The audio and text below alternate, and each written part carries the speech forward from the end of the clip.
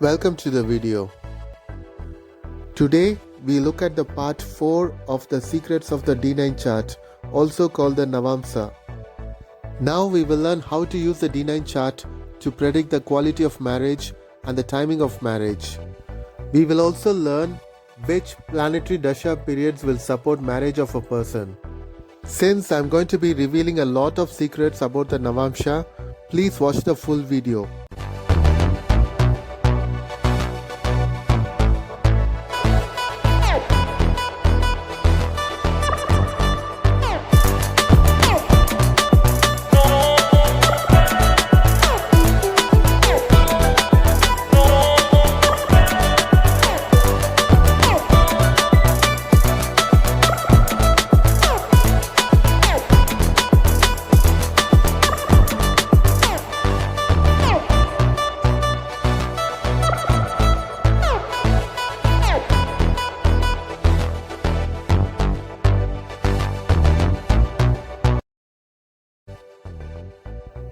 If you don't know the basics of Vedic astrology and if you want to learn the basics first, please go to the link below in the description box and watch the 2-part video, Learn Vedic Astrology in One Day and the Vimshottari Dasha videos.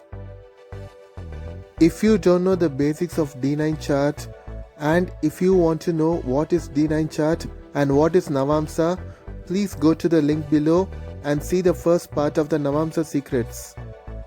Now, let's learn how to predict the timing of marriage using the D9 chart, also called the Navamsa. Whichever planets are positioned in the 7th house, both in main chart and D9 chart, and whichever planets are looking at 7th house, both in main chart and D9 chart, and whichever planets are the lords of the 7th house, both in D1 chart and D9 chart, those planets will help conduct marriage during their planetary dasha periods and sub-periods. And similarly, the planets which are associated with the D9 chart ascendant, they also help conduct marriage. Being the general significator of love, marriage and relationship, Venus period and sub-period is also the universal time for marriage for all people irrespective of horoscope. And moon also helps. Now let's look at 2 examples at the same time. Now you are looking at the charts of 2 twin sisters. They were both born on 9th June 1991. The elder sister was born at night 11:13 p.m. and the younger sister was born 16 minutes later. They were both born during the rising ascendant of Capricorn and their moon sign is Aries in the nakshatra of Bharani. The main birth chart looks the same for both of them. Here, moon is the 7th lord. Planet Saturn is in the rising ascendant of Capricorn and it looks at the 7th house. For both of them, the 7th house contains Mars, Venus and Jupiter. When Saturn is positioned in 7th house or when Saturn is looking at 7th house, the marriage will be delayed. Similarly, when Jupiter is in 7th house or when Jupiter looks at the 7th house, marriage or relationship will happen early in life. Here, the Saturn's influence on the 7th house and the Jupiter's influence on the 7th house cancel each other. The elder sister got married in the year 2017. At that time, both sisters were running moon period and Saturn sub-period. As you know, moon is the 7th lord and Saturn looks at the 7th house.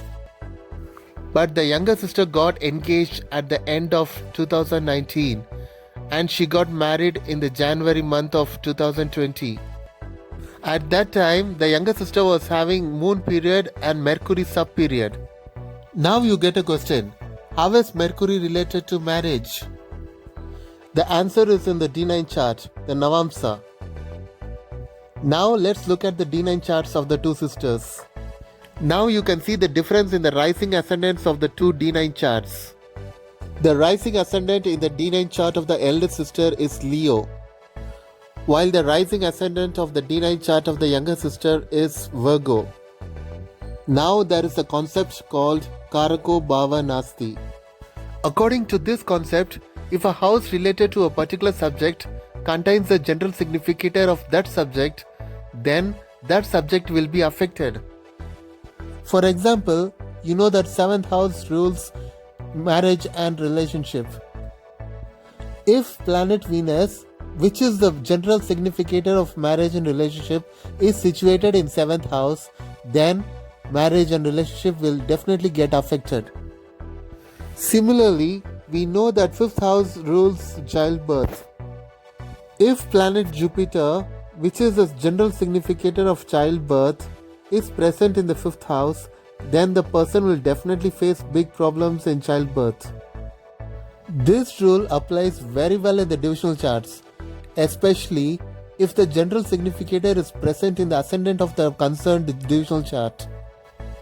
Even though D9 chart has many applications, one of the principal uses is in prediction of marriage and relationship.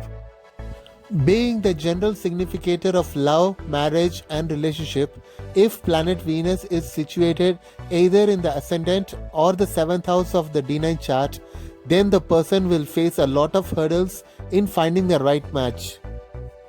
In this example, the younger sister has planet Venus in the ascendant of the D9 chart. As a result, she had to face more delay in finding her life partner. This delay happened in spite of having almost a similar appearance.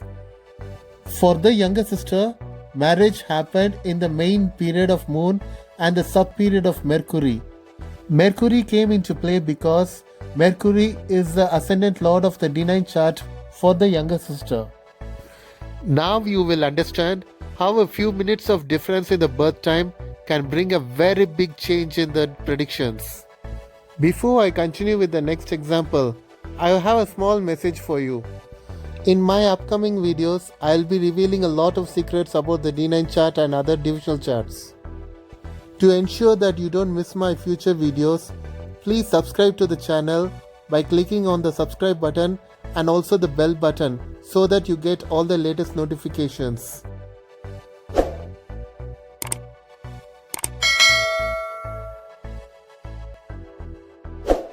By subscribing, you can learn Vedic astrology and remedies in easy way. Now we will look at a male chart who was born on 4th November 1984 at 6:43 am in South India. This person is a professional in information technology. This person married in the year 2012 during the Mercury period and Mercury sub-period. His Mercury period started in July 2011.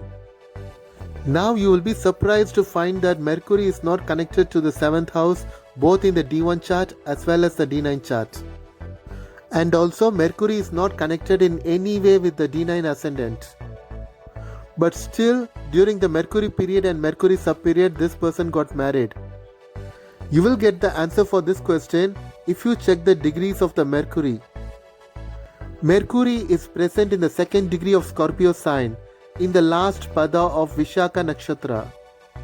In your astrology software or astrology app, please check the Bhava Chalit chart. The Bhava Chalit chart is a chart which takes the exact ascendant degree as the midpoint of the 1st house. As a result, a few planets which are situated near the border between the signs will shift either to the previous sign or to the next sign. So remember this. If you want to determine the results of a planetary period, you must check the Bhava Chalit chart without fail. For this person, the Mercury in the Bhava Chalit chart comes in the 1st house and looks at the 7th house. Therefore, Mercury is a planet which supports marriage now. Unfortunately, the first marriage broke up within 3 months. In the D9 chart, the ascendant is Taurus. Usually for Taurus ascendant, Mercury is a Yoga Karaka, meaning functional benefic. Even though Mercury is a functional benefic, the marriage broke up during Mercury period and Mercury sub-period. That's because Mercury is situated in 3rd house in D9 chart. I have already explained in my previous video that 3rd house is not a good house. That's because 3rd house is 8th to 8th house, which means that 3rd house will also give the effect of the 8th house. There is the rule called Bhavot Bhavam. According to this rule, the third house will give the effect of 8th house because it is 8th to 8th house. Again, this person remarried in the year 2018. Unfortunately, that marriage also didn't last long. The couple broke up in the year 2019. When the second marriage happened in 2018, the person was passing through Mercury main period and Moon sub period. The Mercury main period and Moon sub period started in August 2018 and it ended in January 2020. How did Moon cause the second separation? The answer is in D9 chart. In D9 chart, Moon is the lord of the third house. This topic will continue in the next video. Make sure that you don't miss the upcoming videos because I will be revealing a lot of secrets from Vedic astrology. So please subscribe to the channel.